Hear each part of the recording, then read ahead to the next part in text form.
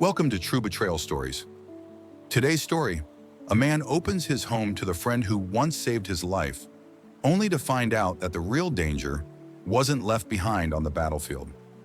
My name is Cassian Monroe, and this is the story of how my best friend saved my life on the battlefield, only to destroy it years later in my own living room. We met in the dry, sun-scorched chaos of eastern Syria.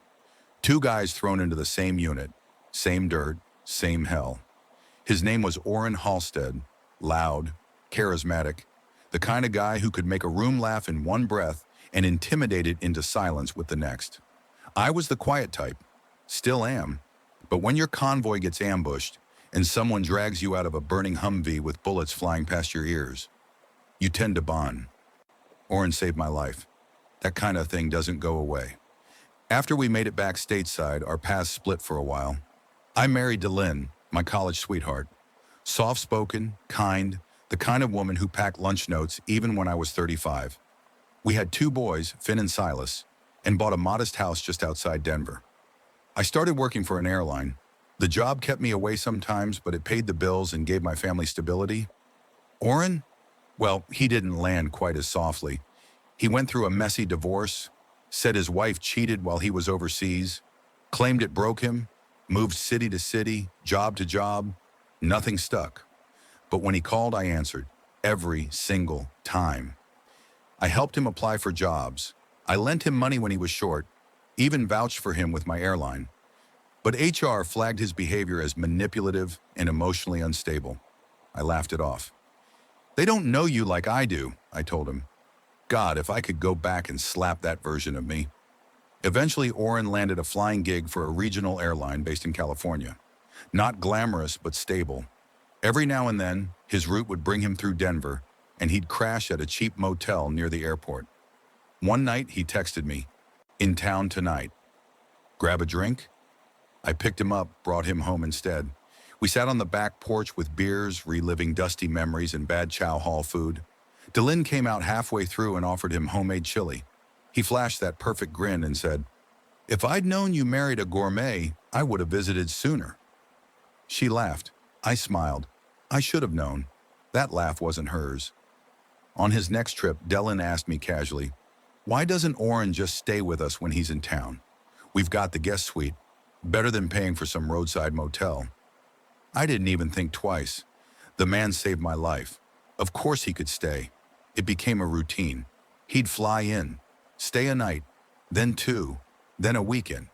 The boys liked him. He told war stories and played video games like he was one of them. And Delynn? She started laughing more, wearing lipstick in the mornings, trying new coffee blends, even though she used to hate the stuff. Still, I told myself it was fine. This was Orrin, my brother in arms, my literal lifesaver. He wouldn't cross a line, right? Then one night over dinner, him, me, Delynn, and the boys, he cleared his throat between bites of roasted chicken and said, "You know, I'm thinking of moving to Denver full-time. California's getting old. Maybe a fresh start?" I nodded. "That'd be great, man. We could see each other more." Then he dropped it. "Think I could rent your guest suite for a while, just until I find a place of my own?" Delynn didn't even wait for my answer. "Of course, it's barely used anyway. Would be nice to have you around." She said it too fast, way too fast. But I ignored the tiny twinge in my gut. And just like that, I let a divorced, lonely man with charm and nothing to lose move into my house. And that, my friend, is the part of the story where everything still seemed okay. Before the storm, before the betrayal, before I realized I'd just invited the devil to sleep under my roof and gave him the key to everything I loved. When Orrin moved into our guest suite, I felt proud. Like I was finally repaying a debt I'd carried for over a decade. I saved his life by giving him a roof. It felt poetic, but poetry has teeth. The first few weeks were fine, normal even. He kept to himself, cleaned up after dinner, took the boys out for burgers when I was working late, told me, "Relax, brother. Let me pull some weight around here." And honestly, I appreciated it. My airline schedule was chaotic. 4 days gone, 3 days home, rinse and repeat. Having a trusted friend around when I was away, It felt like a safety net. But what I didn't realize was that I had become the only one not watching. It started small, barely there things. Delynn would linger a little longer at breakfast when Oren was at the table. She'd smile more, laugh louder, and the coffee? She hated coffee for 15 years. Suddenly, she was a barista. "It's just nice to try something new," she said when I asked. Oren winked at her across the table. I caught it. I swallowed it. Then the schedule started syncing, too perfectly. I'd send Delynn my monthly flight calendar. Always did for years. It helped with the kids, school events, home stuff. But now I'd come back from a 4-day rotation, and Oren would just happen to be gone. I'd leave again, and he'd magically return. Never a full overlap, never a full confrontation, just a whisper of something, too orchestrated. One night I came home earlier than expected. Weather delay canceled my last leg. The house was dark, kids asleep. I walked into the kitchen and nearly tripped over a pair of sneakers, not mine. Men's size, different brand, sitting by the back door. "Oren!" I called out. No answer. I stepped toward the guest suite. The door was shut. Light on, but I heard nothing. So I did what any trusting man would do. I walked away. Later that week, I asked Delynn casually, "Hey, does Oren still pay rent?" She blinked, then shook her head. "It's not like it's costing us anything, and he takes care of so much while you're gone. You should be grateful." Grateful. That word hit harder than I thought it would. It got worse. He started taking the boys to football games, texting Delynn pictures of funny stuff they saw at Walmart, leaving half-drunk coffee mugs next to her books on the couch. One night, I saw a mug with her lipstick stain and his name scribbled on it in Sharpie. They had matching mugs. I didn't. Still, I tried to stay rational, logical. Hell, I was a soldier. I'd seen death, betrayal, real war. This wasn't war, was it? Just my mind playing tricks. Just me overthinking. Until my 40th birthday. I came home expecting cake, or balloons, or at least a hug. Instead, I found Delynn sitting in the kitchen with wet hair, freshly done nails, and a new dress I hadn't seen before. Oren sat across from her, coffee in hand. They didn't even notice me walk in. "Hey," I said. Delynn looked up, blinked. "Oh, you're back early," I smiled. "It's my birthday." She paused. Then, and I'll never forget this, she frowned, like I had inconvenienced her. "Right. Sorry, it's been a busy day." She stood up, walked past me. No hug, no kiss, no happy birthday. Oren behind her lifted his coffee mug like a salute. "Big 4-0, huh? Congrats, man." That was it. No dinner, no celebration, no goddamn card. That night I lay in bed staring at the ceiling, my chest tight with something that felt like a scream with nowhere to go. I reached over, touched Delynn's back. She didn't move. We still had sex that week. More than usual, actually. But it felt robotic, like she was trying to keep me docile, distracted. I kept telling myself I was imagining things. Until one night, I got an alert on my phone. Motion detected. Siano, living room camera. It was 2:13 a.m. I opened the app, pressed play, and watched my wife run down the stairs from the guest suite, wearing absolutely nothing but a blanket. That was the night the fog lifted. The night I realized the enemy wasn't outside. He was in my house, and I'd given him my schedule, my trust, and my wife. I didn't sleep that night. The image of Delynn, half naked, slipping down the stairs from Oren's suite like a ghost in the dark, burned into my mind like acid. It wasn't a mistake. It wasn't a dream. It was betrayal, captured in 1080p. I lay in bed, arms crossed, breathing slow, pretending to sleep. Delynn slipped in sometime around 3 a.m. She smelled like soap. Not ours. She curled up next to me, like nothing had happened. Like I hadn't just watched my wife tiptoe out of another man's room. Under my roof. The next morning, I didn't say a word. I watched her pour coffee into 2 mugs. One of them had Oren's name on it. She carried it to the back porch, where he was already waiting. Laughing. My hands trembled. I waited until they left, her to school, him to the gym. Then I locked the door, pulled up the Ring app, and hit rewind. At first it was nothing, just furniture, dog walking past the camera. Then, movement, a hand on her back, his hand, in the living room. At noon, while Finn and Silas were upstairs playing video games. Another clip, same place, this time at night, kissing, touching, the couch creaking under the weight of their lies. I couldn't breathe. And then, one that shattered me completely. Delynn straddling him, laughing, gasping. The couch, the rug, the goddamn throw pillow with our family name embroidered on it. They didn't even try to hide. My knees buckled. I sank to the floor, surrounded by silence, except for the low hum of the refrigerator and the sound of my own heartbeat exploding in my ears. I should have screamed. Instead, I pressed rewind again and watched it all. Over and over and over. By the time they came home that night, I was calm. Too calm. At dinner, Delynn talked about Silas's science project like nothing was wrong. Oren made a joke about how Denver air makes him sleep better. I looked at them both, my wife and the man I once trusted with my life, and I smiled. Not because I was okay, because I had finally stopped pretending. That night, I copied every video file. I uploaded them to a secure drive, backed them up on 2 flash drives. I wasn't ready to confront. Not yet. I needed to see how far the rot had spread. For the next 2 weeks, I became a ghost in my own home. I smiled, I nodded, I played my role. But inside, I was documenting everything. Every touch, every glance. Every night she worked late and came home with her lipstick wiped off, but her perfume freshened. Every time he took a walk and came back from the same direction as her car. I built a case, piece by piece, pain by pain. I started therapy. The counselor said, "You're grieving a living person." She was right. The woman sleeping next to me wasn't Delynn anymore. She was someone else. Someone who looked like her, sounded like her, but who had no problem dismantling our family while sipping coffee out of a mug with another man's name. The worst part? We were still having sex. Often. It felt wrong. Like she was trying to cover tracks with affection, to confuse me, to keep me fed so I wouldn't notice she was starving me emotionally. But I knew. God, I knew.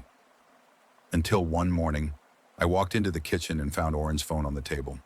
Unlocked. Curiosity isn't a crime, but what I saw should have been a message thread hidden under a contact named Kendra. Cute. Except Kendra said things like, "Can't wait till he's gone again? Miss your hands on me. Did you like the red one or the black better?" There were pictures. None of them had clothes, and one text that made me nearly vomit. He suspects something, but he's too passive. Always has been. That night, I packed a bag and slept in a motel.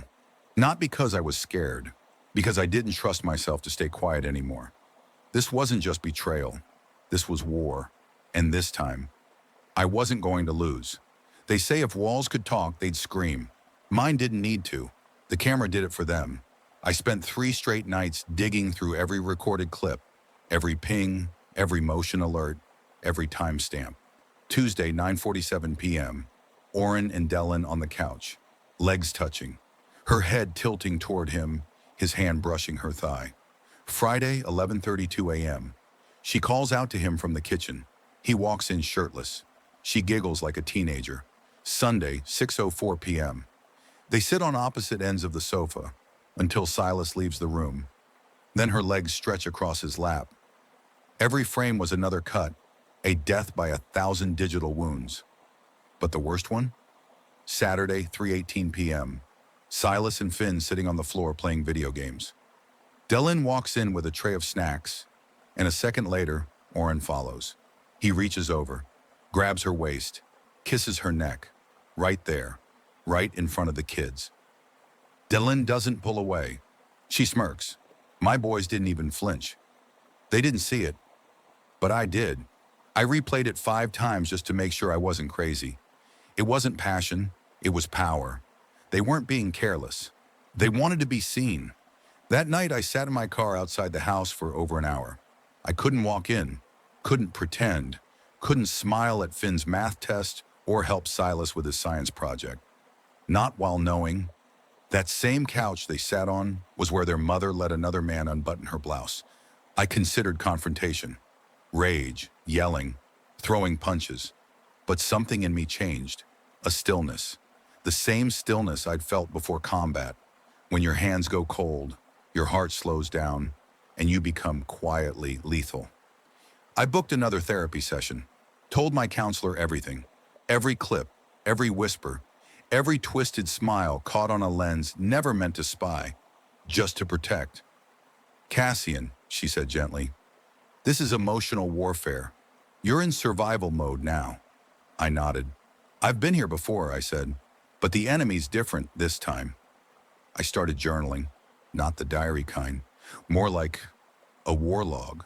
Dates, incidents, quotes, times she left the house, excuses she gave, days Oren stayed late because his gym session ran long.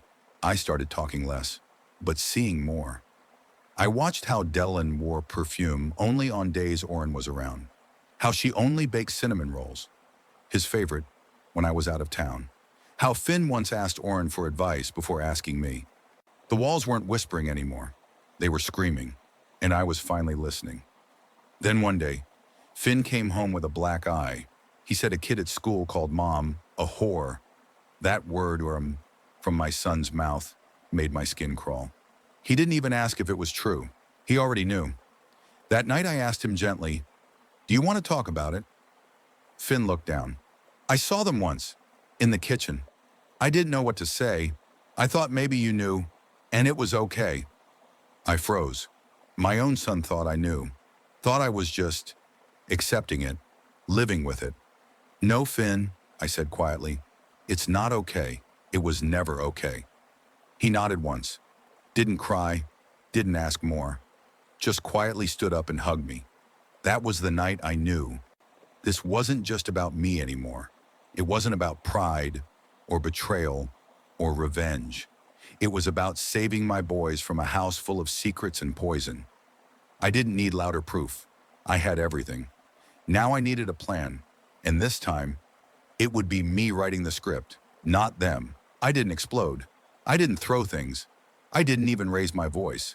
I just came home from the motel the next morning and placed Oren's phone on the kitchen table. Face down, Dylan looked at it, then at me. She knew, but instead of fear, she smirked. You went through his phone? I nodded. I watched you on the cameras too. Silence, not shock, not guilt, just calculation, like she was weighing her next move. You're not supposed to spy on your spouse, she said, voice cold. You're not supposed to screw your husband's best friend, I replied. She stood there, arms crossed, still not denying it, still not apologizing. Look, Cassian, things haven't been right for a long time. There it was, the turn. You're never home. You don't talk to me like you used to. I felt invisible. He was just there for me. I didn't interrupt. I let her say it all. Because this wasn't for her, it was for me, to hear just how far she'd twist the narrative to protect herself. You're not the same man I married, she added softly. I laughed, not loud, not angry. Just that hollow, stunned kind of laugh when your body chooses sound over tears. Yeah, I said, I'm the guy who trusted you, who built this life for you, who let his best friend live under his roof so you could cheat without ever leaving the damn house. She didn't blink.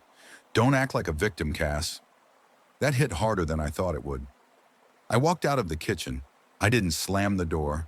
I didn't scream. I just went into the garage and sat in the dark. My hands were shaking. My throat felt raw, even though I hadn't spoken in 10 minutes. Later that night, she knocked on the garage door. I booked us a counseling session for tomorrow, she said through the wood. Couples therapy. I said nothing. We can fix this. If you want to fix this. I wanted to say, you shattered it. I wanted to say, it's already dead. But all I said was, fine. The next day, I sat in a beige room with a stranger holding a clipboard, while my wife spun the story of our collapse like she was reading from a script. He's emotionally distant, He works too much. He never really hears me. The therapist nodded, took notes, turned to me. Cassian, how do you respond to that? I wanted to scream. I have video of her riding my best friend on the couch our children watch cartoons on. But instead I just said, I hear you. I really do. We went 3 times a week. Each session she wore a new mask. Innocent, apologetic, fragile.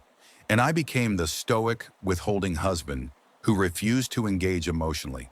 She cried. She blamed.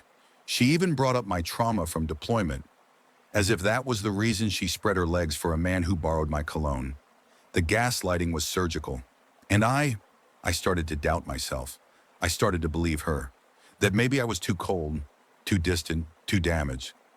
Then came the final blow. One morning after therapy, she kissed my cheek. I think we're finally turning a corner. That night, I got another alert from the living room cam. 2:41 a.m. Delin, in a bathrobe, slipping into the guest suite. I froze, stared at the screen like it might blink back at me and say, "You're just dreaming." But it didn't. It never does. I rewound 2 weeks worth of footage. She'd been seeing him the entire time, lying to me, lying to the therapist, lying to herself. I downloaded the newest footage, printed screenshots, brought them to our next session, didn't say a word during the first 20 minutes, just waited. And when the therapist asked, "How are things since the last session?" I slid the file across the table. She opened it and stopped breathing. Delin's face went white. The therapist looked up at her, then at me, then back at her. "You said you ended this weeks ago?" "I did," Delin said. "That's old footage." I leaned forward. "It's from 2 nights ago." The therapist closed the folder. "I can't help either of you unless we're being honest. That was the last session. That was the last lie. That was the end." I walked out of that office knowing one thing for certain. She wasn't sorry. She was sorry she got caught. And I was done. After that final therapy session, I didn't say a word in the car. She sat beside me, hands in her lap, fidgeting with her ring like it still meant something. The silence wasn't awkward. It was surgical, clean, like a final breath before cutting something loose. When we got home, she asked if I still wanted to talk. I shook my head and went upstairs to pack a suitcase. She didn't follow. I didn't expect her to. I stayed at a cheap extended stay on the edge of town for 3 nights, ate nothing but protein bars and vending machine trail mix, slept on sheets that smelled like bleach and cigarettes. But I finally slept. Not deeply, not well, but without fear of what I might wake up to. On the 4th day, I met with a divorce attorney. I brought the videos. I brought the screenshots. I brought the schedule logs, my flight calendars, even the screenshots of Oren's phone. The lawyer didn't ask a lot of questions. She just looked at me and said, "We can work with this." That's when the gears started turning. I wasn't looking for revenge. I didn't want to destroy her. I wanted my peace back, my dignity, my sons. I wanted to never have to hear the sound of her voice trying to gaslight me again. I wanted my home to stop feeling like a war zone with hardwood floors. The lawyer asked what I wanted most. I said, control and an end date. We crafted the settlement strategically. I offered her $1 million, not out of guilt, but to buy silence. Not just cash either. A portion in an IRA, the rest stretched over 11 years. But the key clause, the hidden blade, alimony would end immediately if she remarried, or if she cohabitated with anyone romantically. It wasn't required by state law, but we got it added through mediation. She didn't read the fine print, or maybe she did and thought she could outsmart it. She signed. Oren didn't move in with her, and he never would. I moved back into the house after she found a condo closer to her job. The kids chose to stay with me most of the time. They didn't say much, but I saw it in their eyes. The way they watched her pack, the way Finn stopped calling her mom and started calling her Delin like she was someone he barely knew. She told them 5 different stories about how she and Oren started dating after the divorce. I let her talk, let her spin her fantasy, but the boys knew. They'd seen enough. And one night, Finn found a shoebox in her closet during a visit. Old love notes, torn pages from a journal, time-stamped selfies of her and Oren in our kitchen before the split. He brought it home, Didn't even ask if he could.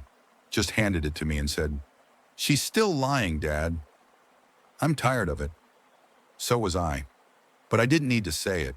She had already buried herself under the weight of her own rewriting. The money I gave her, nearly $500,000 up front, was gone in 2 years. New car, new clothes, spa memberships, vacations she thought would heal her energy. All of it vanished into scented candles and credit card debt.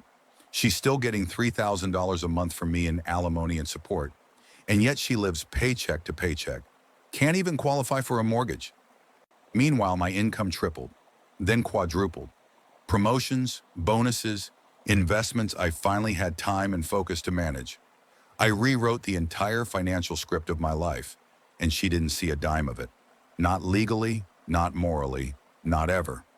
She still teaches at the boys' high school, still walks those halls like a ghost, hoping someone will see her the way she used to see herself. But her old friends won't return her calls. Parents don't invite her to birthday parties anymore. And Orrin, according to mutual friends, he's already sleeping around. Different woman every week, always has been, always will be. She won't confront him, because if she does, she loses everything. She can't move in with him. She can't marry him. She can't claim him. Because the second she does, the money stops. She made her bed in a rented condo filled with overpriced throw pillows and dwindling hope. She eats dinner alone. My sons roll their eyes when she texts them. They still go, because they're good kids. But they come home quiet, heavier, and I cook, I laugh, I sleep deeply. I spend weekends hiking with Finn and Silas, or curled up watching movies with them and my partner. Yes, a real partner. Someone who actually sees me, loves me, someone who knows what it means to have been gutted and still choose to heal. We have dogs, a garden, music playing in the house again. It doesn't smell like betrayal anymore. It smells like bread and cinnamon and peace. Healing didn't come like some big dramatic wave. There was no cinematic moment, no click where everything suddenly made sense. It was slower than that, more human. Some days it looked like me staring at the ceiling at 2 a.m., not crying, not angry, just empty. Other days it was walking into the kitchen, realizing I could breathe without choking on old memories. I started going to therapy regularly, not to fix myself, because I wasn't broken, but to unlearn the lies I'd absorbed from years of being blamed for someone else's betrayal. I journaled, even when the pages stayed blank. I sat on the porch a lot, said less, slept more. Bit by bit, the version of me that had been buried under resentment and confusion began to crawl back into the light. And then Rowan came into my life. It wasn't love at first sight. It wasn't even attraction, if I'm being honest. It was just calm. She was a nurse who lived a few blocks away, had a rescue dog named Clementine who kept wandering into my yard like she owned the place. One afternoon, I gave the dog a bowl of water. Rowan came over to apologize, and we ended up sitting on the porch talking about nothing in particular. We didn't trauma dump. We didn't bond over heartbreak. We talked about books, grocery store lines, the way Clementine always tried to eat bees, and somehow that kind of ordinary felt more intimate than anything I'd experienced in years. She didn't ask about Delynn. I didn't ask about her ex. And maybe that's what made it feel safe. No performance. No baggage spilled on the first date. Just space. Just breathe. The boys met her after a few months. They liked her immediately. She didn't try too hard, didn't talk down to them. She helped Finn with algebra and never made him feel dumb, sat next to Silas during his Minecraft marathons, like she genuinely cared what pixelated tool he was crafting. One night after dinner, Silas said, "She feels like the opposite of stress." And I remember nodding quietly, because I knew exactly what he meant. Rowan moved in about a year later, not because we needed each other, but because we liked what we had built. Slow, careful, unforced. We didn't need labels or grand declarations. We had 2 dogs, mismatched coffee mugs, a garden that mostly grew mint and weeds, and a fridge covered in magnets that didn't match. It was messy, real, ours. Meanwhile, Delynn stayed stuck in her loop. She still teaches at the boys' high school, still walks the halls like a shadow of who she used to be. Orrin never moved in, never proposed. From what I've heard, he's exactly the man I suspected he was. Charming in public, disloyal in private, always sniffing out the next woman who's just broken enough to believe his act. Delynn can't bring him home, can't live with him, can't marry him, because the second she does, the payments stop. She chose a man who keeps her just close enough to ruin, but never close enough to safety. My sons tolerate her because they're good boys, but they don't confide in her. They don't trust her, and I don't have to say a word. She lost them, and no amount of manufactured stories will undo what they've seen, what they've felt. As for me, I'm not angry anymore. I don't wish her pain. I don't wish her happiness either. I just don't wish her anything. That part of my life is over. It burned, it hurt, but it's done. What I have now are the quiet, the laughter, the messy Sunday mornings and the midweek spaghetti nights. This is my real life, and it's good. Not perfect, not without scars, but good. I've learned something important these past few years. Healing doesn't mean forgetting or pretending it didn't break you. Healing is accepting the break, picking up the pieces, and building something better. Not because you weren't shattered, but because you deserved more than what broke you. Some days I still feel it. The sting, the memories, the ache in my chest when I see a couple laugh the way we used to. But it passes, it fades, it loses its power. Because every day that I don't live in that past is a day I reclaim my future. If you're struggling right now, wondering if you'll ever get over the betrayal, the lies, the gaslighting, I promise you, it's possible. Pay the money, find a good therapist, join a support group, talk to people who get it, and most of all, do the work on yourself. Show up even when it hurts, especially when it hurts. They say it takes about half the length of your relationship to fully heal when the ending was traumatic. I was with her for 21 years. I'm a little over halfway through that timeline, and every single day I feel lighter. There's no shortcut, but there is progress, and that progress is worth everything. As for our cheating exes, let them go. They are not your circus. They are not your monkey. They were never worthy of your time, your energy, or your love. Someone else, someone real, is out there, waiting for you to heal, waiting for you to rise, and they will treat you like gold, not like a placeholder. You just have to give yourself the chance to be ready when they come. You deserve peace.